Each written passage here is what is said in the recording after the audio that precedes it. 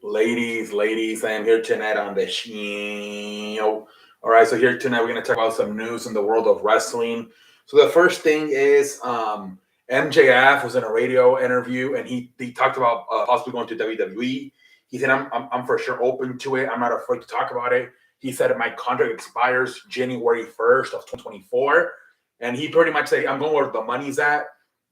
He said, I'm a big fan of WWE. I'm a big fan of everything they do.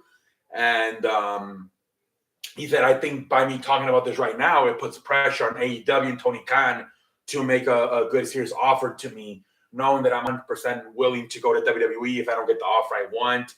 And he said also it puts pressure on WWE by knowing that if I don't get a good offer from AEW, that if they don't themselves make a good offer to make me try to go over there, then I'm not gonna go to WWE. So pretty much the guy's saying I want money. He don't care.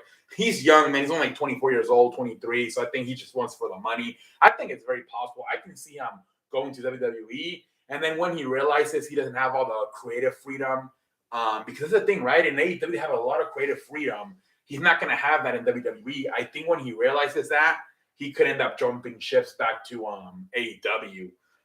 So I wouldn't be surprised if WWE, once they do get a hold of him, they try to lock him up for maybe 5 years or something. Because I don't think he realized the money's nice and everything, but he's going to lose a lot of creative freedom. He's not going to be able to say a lot of the stuff he says in AEW, a lot of cursing he does. Like he says something about killing CM Punk, going to his funeral, and pissing on his grave. I don't think he's in that in WWE. They're PG, they're family friendly. So he's saying that right now, but wait until he goes to the ring, he realizes he doesn't have all that creative freedom. Let's go.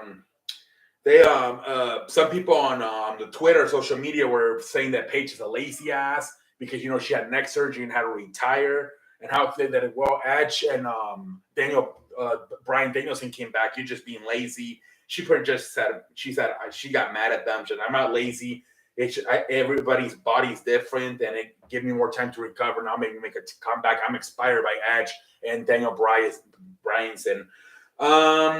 More news. Jeff Hardy, actually going back to the creative thing, he said, where are the writers when he got to fucking AEW? He's like, where the fuck are the writers, Matt? Like, we don't have any writers here. You have all the creative freedom in the world. So Matt Hardy he was in shock where he didn't see any writers when he got into AEW Dynamite. That's kind of funny. But yeah, man, that's something. One of the biggest difference between AEW and WWE, the creative, man, they don't have any writers. Tony Khan does some promo writing, but a lot of it, there's not a lot of nowhere as much faces and like opinions. Where in WWE you have a bunch of creator and writings, man.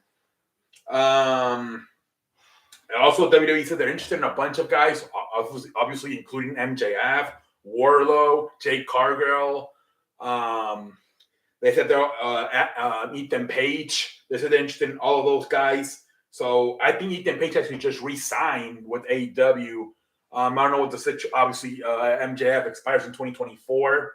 I'm not sure what the situation is for Jade Cargill. I think she probably has a few years left on her contract.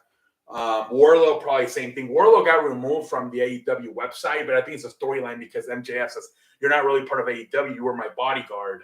So you don't have a contract with AEW. So that's pretty much a storyline. That's the reason they removed Wardlow from the website.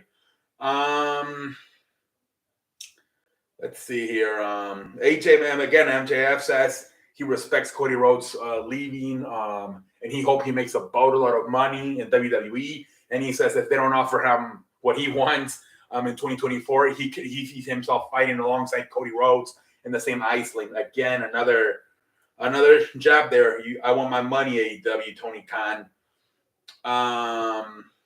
There were talks about, how in 2K22, that video game, the NWO, Scott Hall, Kevin Nash, and Hulk Hogan are like on the cover. They wanted to bring them in. A lot of times they do this, right? They have the guy they had Goldberg on. They had Sting on, and then they bring them. It's a way to bring them into the company. They wanted to do something with NWO, but obviously now who knows because of Scott Hall passing away. Who knows if those plans will still be intact?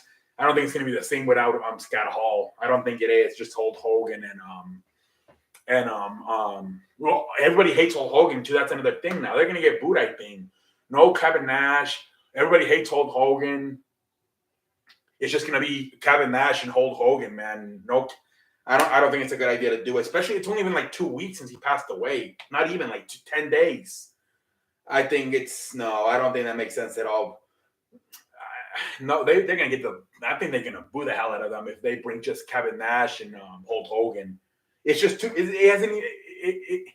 No, doesn't. They better not do that. They gotta cancel those plans. There's some talk with Gable Stevenson coming to WWE, the Olympic gold medalist, that Chad Gable might have to change his name. And remember he went to Shorty G. Now they're saying he might have to change his name again because they don't want two Gables in WWE. So obviously they're saying they want to push Gable Stevenson to the moon. So there's been talk about Chad Gable having to switch his name. I don't know if he would go back to Shorty G or not, but there's definitely been some conversations about him changing his name with the arrival of Gable Stevenson. So we'll see. There's also been some talk about because they both competed in the Olympics and they both have like wrestling background, like college wrestling background, NCAA. They've been talks about saying he's like his brother or his cousin and putting him in a tag team with him. I don't know what would happen with Otis. But yeah, because I mean he's had a good run recently. So there's also been some talks about, hey, they're brothers, they're both Gable, they're brothers, and